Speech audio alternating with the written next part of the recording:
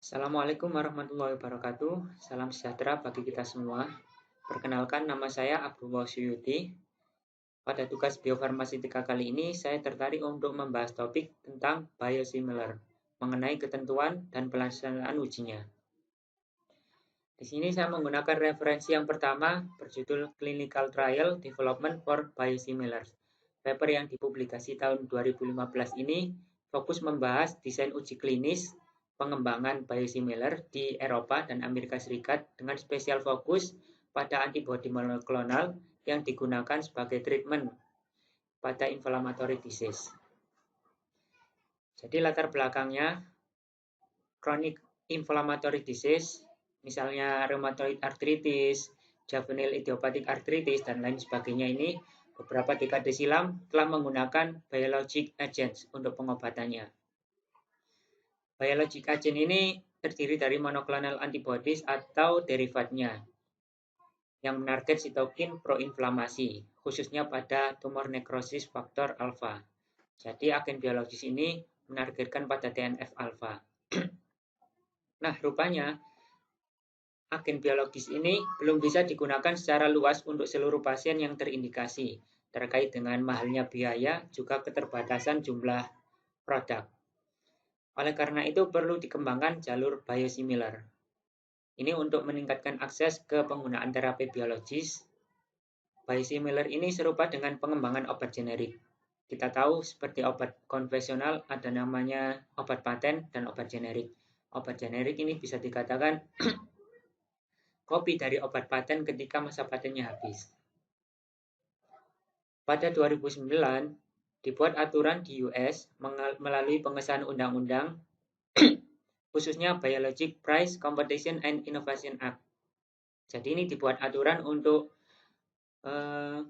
meningkatkan kompetisi, meningkatkan produksi agen biologis dengan harga yang lebih murah. Nah, mengingat kompleksitas struktur molekul biologi, sulit membuat molekul identik atau bisa dikatakan generiknya untuk agen biologis. Selama tahun 2012 sampai 2014, US FDA merilis 6 draft pedoman untuk pengembangan biosimilar. Berikut draft pedoman yang dirilis US FDA. Yang pertama ada Scientific Consideration. Ini dokumen yang berisi pertimbangan ilmiah. Tujuannya untuk menyediakan panduan mengenai pengembangan biosimilar dari struktur, fungsional analisis, uji coba dengan hewan, uji coba pada manusia, farmakokinetik, farmakodinamik, dan clinical assessment mengenai safety dan efficacy. Dokumen yang kedua berfokus pada pertimbangan kualitas. Jadi ini memberikan panduan untuk bagaimana sih biosimilars ini punya ekivalensi terhadap reference produk. Dokumen yang ketiga, guidance for industry. Jadi ini berisi rekomendasi teknis pada industri untuk bisa mengembangkan biosimilars. Dokumen berikutnya mengenai tanya jawab pada undang-undang yang dibuat tahun 2009. Selanjutnya mengenai clinical pharmacology yang digunakan untuk support data. Berikutnya juga ada lagi guidance for industry lagi yang membahas tentang undang-undang yang sebelumnya telah dibuat. Jadi ini sejarah berkembangnya biosimilar regulatory di Amerika. FDA sendiri mendefinisikan biosimilar sebagai produk biologi yang punya kemiripan yang sangat tinggi dengan produk referensi dan tidak ada perbedaan yang bermakna secara klinis antara keduanya dalam hal keamanan, kemurnian, dan potensi produk. Kita tahu bahwa proses produksi agen biologis ini sangat sulit untuk mirip 100%, makanya itu perbedaan kecil dalam komponen dibolehkan selama tidak aktif secara klinis. Biosimilar ada kalanya berbeda dengan reference produk dan seringkali memang berbeda. Ini karena beberapa hal berikut. Produk biologi membutuhkan proses pembuatan yang lebih kompleks daripada molekul obat. Proses manufacturing biasanya memiliki informasi rahasia terkait kepemilikan. Ini terkait dengan hak paten. Dengan teknologi yang ada saat ini, tidak mungkin menghasilkan salinan yang sama persis dengan produk referensi. sulit untuk menghindari variabilitas batch ke batch.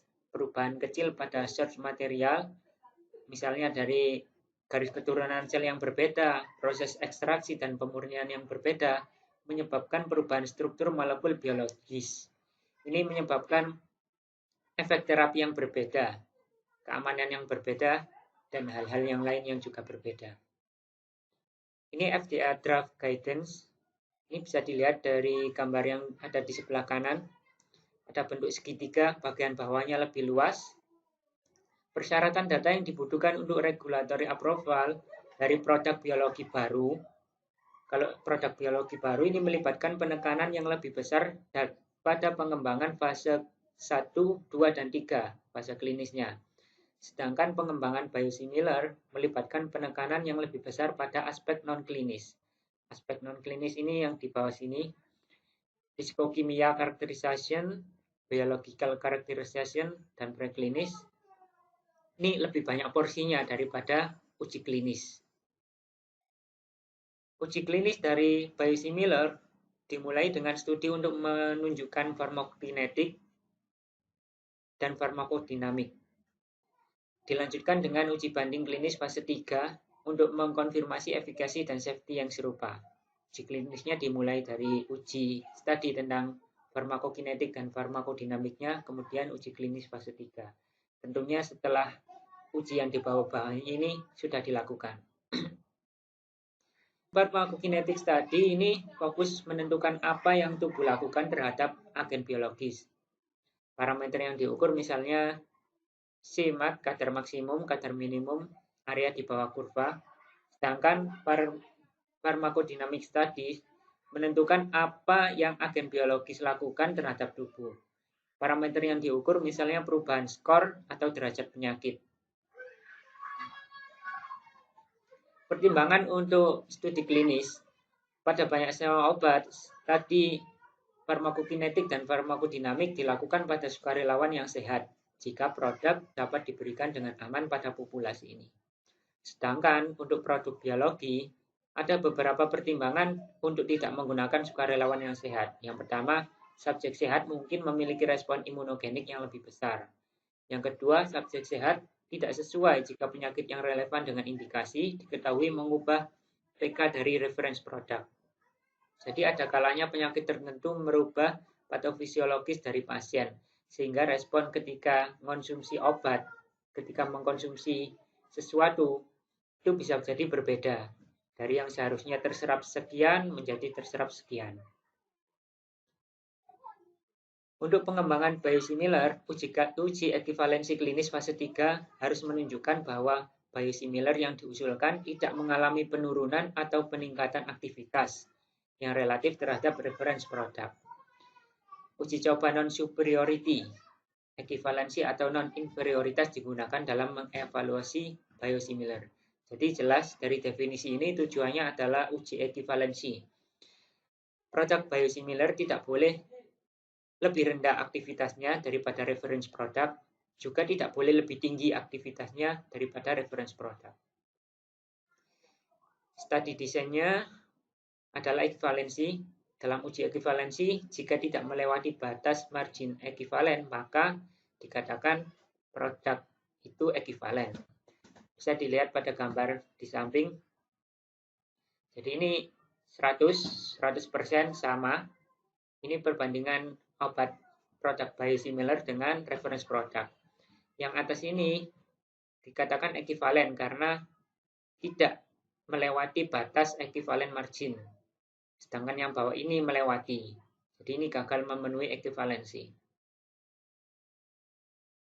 Untuk determination of sample size, ukuran sampel dan durasi uji klinis fase 3 harus memungkinkan untuk paparan yang cukup terhadap produk biosimilar dan reference, deteksi sinyal keamanan yang relevan, termasuk imunogenisitas, deteksi perbedaan yang bermakna secara klinis dalam efikasi dan safety antara biosimilar dan reference produk. Ukuran sampel ini perlu dipertimbangkan dengan hati-hati karena menjadi penentu kekuatan dari sebuah penelitian. Ukuran sampel dapat dipengaruhi oleh efek perlakuan spesifik, efek size dari reference product, dan margin equivalency yang digunakan. Biasanya, digunakan margin ekivalensi sekitar 90% sampai 95% dari reference produk. Untuk study duration, durasi uji klinis fase 3 ini harus mencerminkan realitas klinis penyakit, di mana biosimilar sedang diselidiki. Karena sebagian besar kondisi reumatologi bersifat kronis, uji klinis fase 3 ini harus cukup lama, sehingga dapat diketahui efek yang menguntungkan ataupun yang merusak. Kelemahannya uji coba dengan durasi yang lama adalah bias longitudinal. Jadi subjek bisa jadi berubah seiring waktu. Maka dari itu, pharmacovigilance diperlukan untuk penilaian keselamatan jangka panjang untuk mengantisipasi kemungkinan efek samping yang terjadi. Jadi apapun efek samping yang ditimbulkan dari pemakaian produk biologis ini harus dilaporkan dan dicatat. Penentuan endpoints. Ini penting untuk memilih endpoint yang relevan dengan status penyakit dan harus mampu mendeteksi perbedaan klinis dalam khasiat dan keamanan. Pada banyak penelitian penyakit inflamasi ini digunakan desain seperti OMERAT, bisa dibuka di websitenya ini, mengenai penentuan titik akhir. Ada dua jenis endpoint. Yang pertama, clinical endpoint. Ini sampai ada perubahan klinis pada pasien, dari awalnya sakit menjadi sembuh. Yang kedua, marker reflect situation, yang mencerminkan situasi terkait dengan perubahan klinis, tetapi belum sampai pada titik tersebut. Jadi ketika ada perubahan sedikit dari yang mulanya skor sakitnya misalkan 10 menjadi berkurang, itu sudah bisa digunakan sebagai endpoint. Berikut ringkasan dan kesimpulan dari paper yang pertama ini. Ini ada parameter kunci yang digunakan untuk evaluasi uji klinis fase 3 pada pengembangan biosimilar. Yang pertama ada comparability. Ini mengenai uji ekivalensi. Apakah produk yang diusulkan menjadi biosimilars dengan reference produk ekivalen atau tidak. Yang kedua ada patient population. Populasi pasien ini harus ditentukan dan dicatat dengan jelas. Sampel size juga demikian. Dosis dan rute administrasi harus sama dengan reference produk. Endpoint harus ditentukan dengan jelas menggunakan endpoint yang seperti apa. Study duration harus sampai melingkupi clinical effects yang diteliti. Statistical analysis harus jelas menggunakan analisa apa. Efikasi ini apakah ada khasiat yang melebihi margin ekivalen dari produk biosimilar terhadap reference produk. Safety ini apapun mengenai efek samping dibandingkan antara produk biosimilar dengan reference produk. Lanjut pada referensi yang kedua, ini ada paper yang berjudul A Qualitative Study of Biosimilar Manufacturer and Regulatory Perception on Intellectual Property and Abbreviated Approval Pathway. Jadi ini fokus mempelajari tentang persepsi antara regulator dan manufakturer terkait dengan hak kekayaan intelektual, juga persetujuan yang dipersingkat jalurnya. Latar belakangnya, jadi produk biologi ini merupakan segmen pasar farmasi yang berkembang dan mahal. Uni Eropa dan US membuat jalur persetujuan yang dipersingkat untuk produk biosimilar untuk membantu menurunkan biaya produk biologi dan mendorong persaingan. Pada 1 Mei 2020, US FDA telah menyetujui 26 biosimilar, sedangkan European Medicines Agency telah menyetujui 64 biosimilar. Permasalahannya adalah proses pembuatan produk biologi ini sangat kompleks, sehingga butuh keahlian khusus dan lingkungan yang terkontrol. Produsen biosimilar seringkali kekurangan info tentang proses pembuatan produk dari produk inovatornya. Keistimewaan hak paten sering diperlakukan sebagai rahasia dagang yang tidak dipublikasi ke khalayak. Banyak produk biologi dilindungi oleh berbagai paten yang terbatas waktu. Hak paten tidak hanya pada komposisi materi, tetapi juga pada proses manufaktur. Produsen biosimilar ini yang harus menemukan sendiri mengenai komposisi dan proses pembuatannya. Sedangkan kita tahu bahwa uji analisis untuk biosimilar butuh uji sekitar 250 atau lebih, sedangkan untuk obat generik hanya sekitar 50. Untuk memahami peran dan tantangan dalam pembuatan biosimilar, peneliti melakukan wawancara dengan regulator obat-obatan nasional dan karyawan industri farmasi yang berpengalaman dalam produk biologi.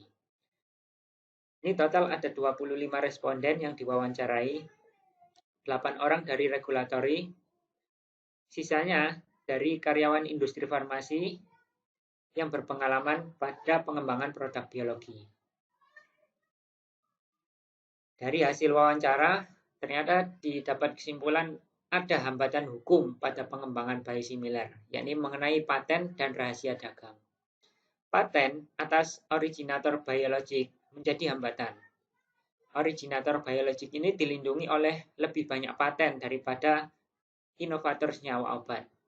Produsen biosimilar kesulitan untuk memastikan paten ini karena kurangnya mekanisme pencarian yang efisien. Ternyata di bawah undang-undang US, inovator senyawa obat harus melaporkan paten ke FDA. Yang diindeks biasanya dikenal sebagai Orange Book. Ini juga dapat digunakan untuk mengidentifikasi paten di Eropa. Akan tetapi produsen originator biologik tidak diharuskan untuk melaporkan paten serupa ke FDA. Jadi ada perbedaan. Untuk obat konvensional, ketika menemukan zat aktif baru, harus melaporkan paten. Tapi untuk produk biologi, belum diatur seperti itu. Makanya kesulitan dalam memetakan landscape paten ini menyebabkan ketidakpastian dan risiko yang cukup besar bagi perusahaan biosimilar. Mengenai hambatan rahasia dagang, persepsi responden umumnya menganggap rahasia dagang sebagai penghalang, tapi dapat diatasi untuk pembuatan biosimilar. Teknik manufaktur bisa dipelajari dari informasi publik atau literatur ilmiah, atau dari laporan penilaian otoritas obat dan dari presentasi konferensi pengembangan biosimilar. Juga mungkin didapat dari keterampilan teknis ketika karyawan berganti pekerjaan, pindah ke perusahaan lain misalnya. Meskipun informasi proses manufacturing dapat dicari, informasi ini tidak serta-merta memudahkan pengembangan biosimilar. Parameter manufacturing umumnya hanya dapat diterapkan pada fasilitas manufaktur pembuat awal. Sebab produsen lain mungkin menggunakan varian garis sel dan nutrisi yang berbeda untuk menghasilkan protein target yang sama. Jadi tidak serta-merta dapat dikopi tentang cara pembuatannya karena fasilitas di industri inovator dan industri peniru bisa jadi berbeda. Akan tetapi, rahasia dagang yang menutupi identitas mengenai komposisi dan cara pembuatan produk asli memacu inovasi dan menambah pengetahuan ilmiah. Kurangnya informasi mengenai originator biologik ini membuat perusahaan biosimilar mengembangkan prosesnya sendiri, sehingga meningkatkan pemahaman tentang karakteristik dan fungsi zat aktif biologis tersebut. Ternyata ada hambatan juga dari sisi regulasi, yakni tentang kejelasan regulasi dan keseragaman. Kejelasan peraturan biosimilar ini dinilai masih dianggap ambigu. Produsen biosimilar menyatakan bahwa meskipun mereka tahu apa persyaratan persetujuan biosimilar, mereka tidak selalu yakin bagaimana memenuhinya untuk kepuasan regulator. Jadi sulit untuk memenuhi persyaratan dari regulator.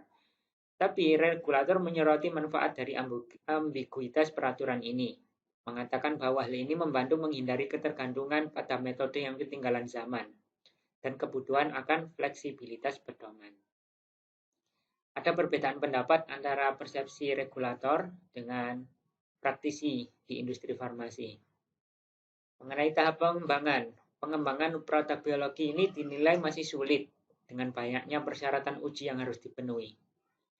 Untuk mengatasi ketidakpastian, seringkali produsen biosimilar meminta saran dari regulator pada berbagai tahap pengembangan. Regulator menanggapinya dengan menggambarkan bahwa produsen biosimilar ini boleh mengembangkan biosimilar secara paralel, tidak harus urut. Misalnya melakukan penyelidikan biofungsional dan klinis terlebih dahulu sebelum melakukan analisa fisikokimia. Jadi untuk menghindari gagal di akhir, boleh dilakukan secara paralel, mana-mana yang dianggap penting terlebih dahulu. Produsen biosimilar berpendapat bahwa meskipun menunjukkan kemiripan yang sangat dekat dengan reference produk, uji klinis masih diperlukan untuk mendapatkan persetujuan di Eropa. Uji klinis ini yang banyak ditakuti oleh praktisi di industri karena butuh effort yang lebih dan biaya yang tidak sedikit. Mengenai keseragaman peraturan yang dinilai belum seragam antara FDA dan EMA. FDA ini di Amerika, sedangkan EMA ini di daratan Eropa. Padahal kita tahu industri farmasi itu bisa jadi saling ekspor-impor. Ketika mengedarkan produknya ke suatu negara, dia harus mengikuti aturan di negara itu. Jika aturannya berbeda-beda, ini sangat menyulitkan. Produsen biosimilar juga mengungkapkan keinginan untuk keseragaman persyaratan yang lebih banyak antara Eropa dan Amerika.